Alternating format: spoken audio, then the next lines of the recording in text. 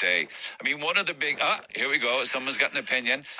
Because on Lee's side, we always have this massive debate as to whether it should be potato stuffing or bread stuffing. And I love potato stuffing with thyme and onions. That's not the issue I have. I think you're morphing into an Englishman. You're talking about pigs in blankets, Yorkshire pudding. You play tennis. You go off on your posh electric bike. Did you not go to a Protestant mass recently as well? I went to a Protestant mass on Sunday in Killarney, and it was great. And do you know what they have after the Actually, do you know something? The Catholic songs are much better. Hymns, you mean? Hymns, sorry. The Catholic songs are better. But down at the end of the church, the Protestant church, I love churches. I just love going to church ceremonies. I just love it. Down at the end of it, right, when the church and the service was over, they had tea, coffee, mince pies, and biscuits, and they were chocolate biscuits. Oh my God! For all of the congregation. Yeah, they do posh very well. Actually, I love the way English women talk. You know, you're These weren't English. These were Killarney Protestants. Yeah, but like they say things like "my darling," or they're not sick or dying like us. They'd be poorly. They're poorly. Why don't they have tea and coffee and biscuits and mince pies at the end of the Catholic mass? I don't know. Oh, come on. You'll be playing cricket next. Oh, my God, Devon Collins will be turning in the grave. You'll have to put a bit of cork back into you.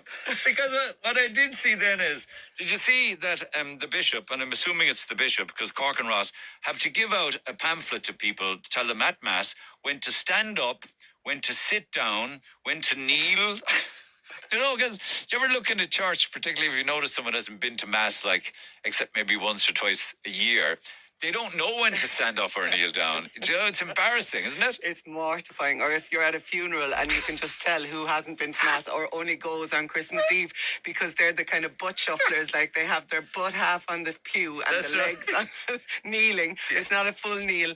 But that was handed out in Mass in Ballincollig at the weekend, actually. And it's kind of like, it's like a holy Maybe it's yoga. just for people in Ballincollig. Holy yoga. I love it. But no, I think it's probably that reason, or people are getting lazy maybe and they're just sitting down, or that was always kind of there though. Do you remember? No, there was a time. I mean, I was an altar boy, so I had the 5 stars on this one. Well done, you knew them, but there was a time when we all knew when to stand up, sit down and kneel, for God's sake. No? I just thought it was hilarious. But it was the Bishop of Cork and Ross, so it may be in other churches as well, or maybe it is just us out in Ballincollig got it, I'm not sure. We'll have to check. And I'm joking obviously about the Protestant thing. I've some fabulous English friends. I love them all. Yeah. Oh, everything is to come with a caveat, doesn't it, these days? Do you really put Yorkshire pudding on your Abso-fucking-lutely. Really? Yeah. For Christmas dinner? Yeah. Yeah, and if you can get the Yorkshire pudding right, you can use it as a gravy boat, and the gravy goes into the Yorkshire pudding. Oh, listen, try it out on Christmas Day. Maybe people will agree or disagree. One other thing as to whether people agree or disagree, and we had a big barney about this last Christmas, but by all accounts, the results of the surveys are out, and Die Hard is not a Christmas film. It is not a Christmas film. It may be slightly Christmassy because I think part of it takes place in a Christmas party and all of your yippee-ki-yays away, but it's not a Christmas film. It doesn't make the top list when it comes to Christmas films. The one that does, though, is the Macaulay Culkin Home Alone film came in at number 1. Love Actually came in at number 2. You can agree or disagree. It's your own business. Number 3 was James Stewart's A Wonderful Life. Number 4 was Elf. And number 5 was The Muppet Christmas Carol. That's the top 5, not Die Hard. I pass it on for what it's worth. The Neil Prendeville Show on Red FM. Conversation that matters. Hi, Neil. I was at the Mass, but I think it's because they're changing when you have to stand, sit and kneel at certain points. It's not because we don't know. The priest explained that there are changes, hence the notice given out, says Dee. And you're absolutely right there, because somebody sent me a copy of the Carrigaline Parish with regards to the new postures for Mass, which began across the weekend, is because they want to make small little changes so that everybody at Mass everywhere, all across the diocese, across Ireland and Europe, that we're all doing the same, that we're uniform, and we stand and we sit and we kneel at the right times. They also say, don't worry about it. If you can't stand, you're also allowed to sit down if it works better for you. Anyway, you always see others then that don't stand and sit, and you wonder, like as if why are they rebellious or what? But a lot of the time it's literally because they're more comfortable sitting down. So there you go. Text 0868 104 106. We've lots to get through this morning. But I want to go overseas. It's amazing at the click of a button we could be down at the other side of the world. It's amazing, isn't it? So we got all of these Paddy Box hampers to give away over the next couple of weeks, and they've already started to wing their way to people who've already got them or won them at least, and we'll start receiving them quite soon. So keep your emails coming to neil@redfm.ie. So you can nominate a loved one overseas who won't be home for Christmas, or if you're overseas, you can nominate yourself, which is exactly what Mark Looney has done down in Perth. Good morning. Good morning, Neil. How are you, pal? I hear tell that you're in the pub. Is that right? I'm not in the pub. Would you stop saying that? I'm on my way home from work. I'm on my way home. Jesus, ducking and diving, Neil. Come on, man. I didn't know you were... Thanks, Vivian. You just hung me out to dry. Well, they didn't tell me not to say it. I thought it was okay. You in trouble now when you go home? No, I'm with a friend here. He's booking his flights back to Ireland, and he wants to go visit his brother over in New York. Well, you have to have a couple of pints to see him off. Have a couple of pints, yeah. What time is it there, incidentally? The bunch of houses. 5:30 in the evening. All right, okay. 5 to 6. Just finished a day's work as an electrician. Well, yeah, I'm a qualified electrician out here, but I'm working as a construction manager at the moment. So we're doing a pipeline from funds that we built last year down to bulk jetties, so they can buy in all this urea, ammonium nitrate, fertilizer in off ships cheap from Asia. Sounds very important work. The Irish are all over the world building things still, aren't they? Well, you went down, in 2012? 2012 we moved out here. Rian and Jamie, my kids were... Rian was 2.5, Jamie was only 7 months old. And we emigrated out to Perth, Western Australia. At the time, actually, we had no passport for Jamie. We kind of forgot about it or something. And I know, but the passport office got us through a passport in a couple of weeks. And I was on to yourself that time, bigging up the passport office because they'd done a great job for us. Well done. So you all went down, and Karen, your better half, yourself and the kids. But it's interesting because you came back then for a visit in 2019 and got trapped in Ireland. Is that right? I shouldn't say trapped, really. Like, it was great. It was a great... Stranded then. Stranded. Stranded was right. We came back in 2019. The plan was to come back for a year, just to give the kids... we still have a house in Watergrass Hill, so just to give the kids an experience of school back in Ireland. Karen's dad, Liam, was going to be 70 that year, and I knew Liverpool were going to win the league that year. So I said, it'd be perfect. We'll go back 2019 to 2020, which they did win the league, Neil, you know what I mean? So, suffering hard now, though, Liverpool supporters. I know, we're all right now. We won at the weekend. We're back. We're only a point off fourth now. We're back. We're going to win, like. But come here. COVID came along then, was it? COVID came along in Western Australia. Even though we're Australian citizens, Western Australia just blanked it all. It blanked everybody off. So they wouldn't allow anybody back into the country. Even interstaters over here, they wouldn't allow anybody to come from interstate. Crikey. So, but like, it was fantastic to be in Western Australia at the time because they didn't know anything was happening around the world, you know. They just all carried on. There was no lockdowns. There was none of this $5 meals or anything. You can have a pint if you have a meal. You know what I mean? So, I think it was €8 here for a bowl of chicken wings. Yes. So, but look, yeah, we couldn't come back. Look, after 2 years, we had flights booked back to Sydney because the back over here you had to do quarantine for 2 weeks. And in Western Australia, they were putting you into one hotel room. And we set Karen and the two boys in one hotel room for 2 weeks. Wouldn't work out well. So wouldn't have survived it. No, so Sydney were giving families 2-bedroom apartments. So we had our flights booked to come back to Sydney after the 2 years. That would have been 2020. And no, it wouldn't be 2021. And 8 days before we left, we had there was an outbreak in Sydney, and they cancelled all the flights. Oh, you were Sydney, certainly stranded, weren't you? Yeah. We stayed another year then in Ireland. Luckily, the job I worked with TLI over there, so they took me back, and I done another year, and then we came back 3.5 years ago. Okay, yeah. Okay, and Karen, what does Karen do? So Karen is she works for a building company. She does. She's a pre-start consultant. So when they build houses out here, you have to go in. You probably the same at home, really. You go in and pick out your tiles and your window treatments and your carpets and your paint. Why would you think that we don't do that here? They're called people building houses. People building houses at home.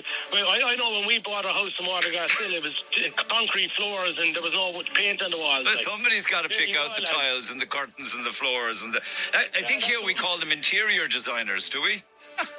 Yeah, probably. Oh my God! You must have a beautiful home then. So we bought a house last year, our first house in Western Australia last year. We paid a lot of money for it, to be fair. But no, it's a lovely house. So Is it a swimming pool? Square block. No. And Karen she'll be laughing now when she listens to this because she only said it to me yesterday. Because yesterday was the first day of summer out here. And guess what temperature I got to Neil? 28. Put another 10 on that one. Oh, I couldn't handle it, man. I just could not handle that temperature working and living. That's why you have a pool out the back, like. We were down at the neighbour's house. He does a big Christmas display for charity and stuff. He's all his Christmas lights up. So they invited us down last night down for swim in their pool. Are you used to, say, Christmases at 38 degrees then? Christmas Day? Yes, yeah. Last year we had 5 days in a row, 40 degrees over Christmas. It doesn't seem right to me. No, not at all. And we still trying to do the turkey and ham, like. God almighty. And, like, do you barbecue it or do you do it indoors or what? No, we do it indoors. A lot of people out here now as well, we just do barbecues. We had a barbecue last night in our neighbour's house when he was turning on his lights. We had sausages and salad and stuff like that. But no, for the traditional Christmas dinner, we try to keep it as best to home. And what are you missing from home? Well, I missed the paddy box. No, obviously my family and friends. Look, when we moved here in 2012, right? One of my first times back was in 20. A little smaller than your small finger, right? A little smaller. You know there are 3 joints in your small finger. Take the top 2. That's a refresher. Do you know how much? Any idea how much it was? The old penny sweet. 10 cent. 60.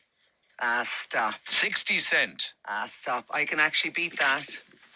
Oh my God. There it is in the palm of my hand. Yeah. Well, it should be 5 cents probably, actually. Well, like it would cost maybe 3 or 4 cents to actually make it. We were in Dublin at the weekend, and one of the girls ordered a glass of wine. Now she did ask for a large glass of wine. I have no sympathy for wine drinkers. Oh. None.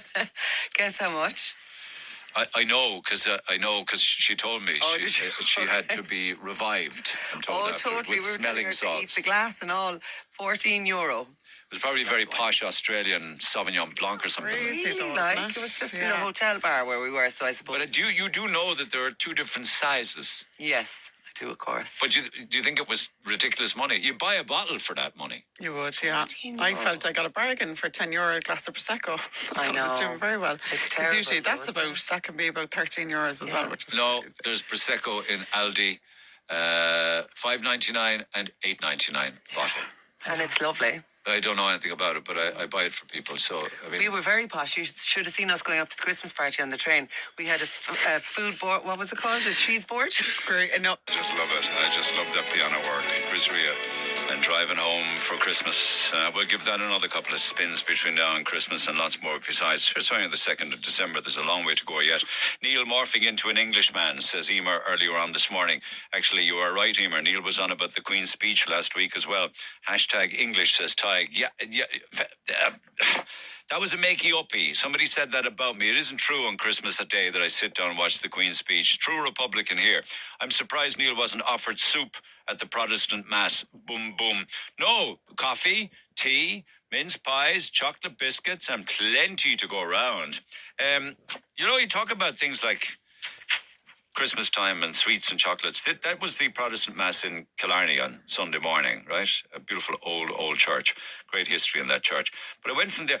Oh my God, I was in Penny's in Killarney. Is anybody, I mean, is it, am I the last person to realise how incredible Penny's actually is? I mean, I've no idea. How they manage to sell things at the prices that they sell things on. They're like, a lot of the time, it's missing a zero. Like, it's insane. I now understand what the Penny's Hall is all about. It's just bewildering. Not that this should turn into a free ad for Penny's, but next door to them, there's an Eason's, right? And I was in there as well. And I was looking at books and newspapers and stuff like that, as you do. So I found myself winding my way over to the sweets counter, as you do. Does anybody remember the little refresher bars? They come in two different sizes. One is the longish one, and then there's the smaller one that we used to call penny sweets before. So the penny sweet that we used to know, it's about 8 grams in weight, very small.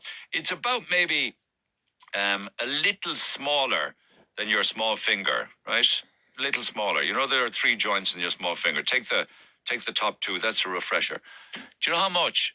Any idea how much it was? The old penny sweet. 10 cents. 60. Stop. 60 cent. Stop. I can actually beat that. Oh my God. There it is in the Tiny, palm I of my can see hand. it. Yeah. Well, it should be 5 cents probably, actually. Well, like it would cost maybe 3 or 4 cents to actually make it. We were in Dublin at the weekend, and one of the girls ordered a glass of wine. Now, she did ask for a large glass of I wine. have no sympathy for wine drinkers. Oh. None. Guess how much? I know because she told me Oh, did you? she had to be revived. I'm told after, Totally. with We were telling smelling her to salts. eat the glass and all. €14.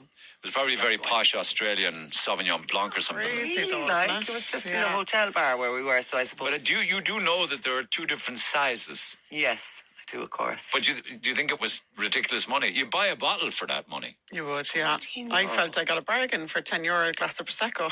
I I was know. doing very well. It's 'Cause terrible, usually though, that's isn't it? that can be about €13 as well, which is No, crazy. there's Prosecco in Aldi, $5.99 and $8.99 bottle.